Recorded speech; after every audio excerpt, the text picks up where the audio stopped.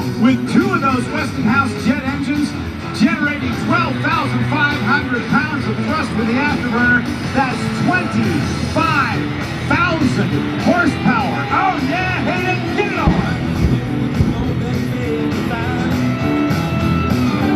My baby right down by my side.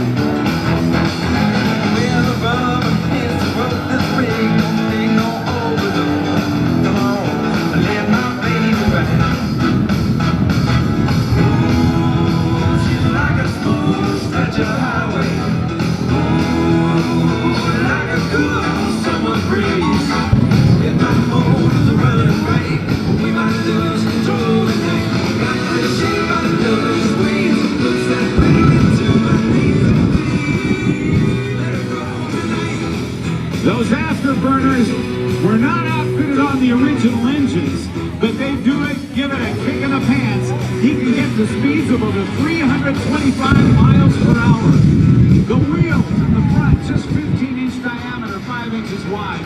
The rear wheels, 15-inch in diameter, 10 inches wide, a fiberglass body, and it weighs in at a cool 4,800 pounds and only 22 feet long. And during this run today, he's going to use up 150 gallons of diesel fuel. So get ready, get your cameras on it, because it's about ready to come through with a high-speed run. Actually figured out back in 1910, but nobody wanted to do it. But the operation of a jet engine is fairly simple, but it wasn't perfected until during World War II, and Geoffrey de Havilland built an airplane and a motor. This was the first British operational single-engine jet fighter in the world, the de Havilland Vampire, flown by Terry Conley.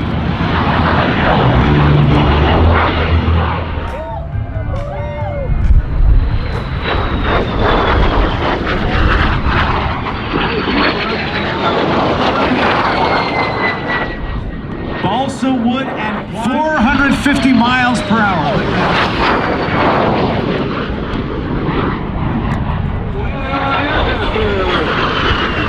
Looks pretty fun to me. All right, now he's going to be getting his nose pulled up, and watch him as the nose comes up. And he'll stop the airplane every 90 degrees of rotation. 90 to knife edge, 90 to inverted, 90 more to right knife edge. He'll stop it and complete the 4-point hesitation roll. To get an entire Air Force going of Vampires. We love the airplane.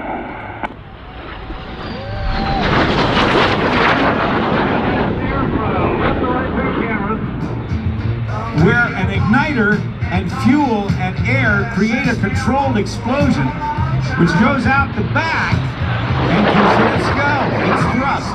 So it's squeeze, suck, bang and blow. Now you see that fire that just went up, that cannon shot?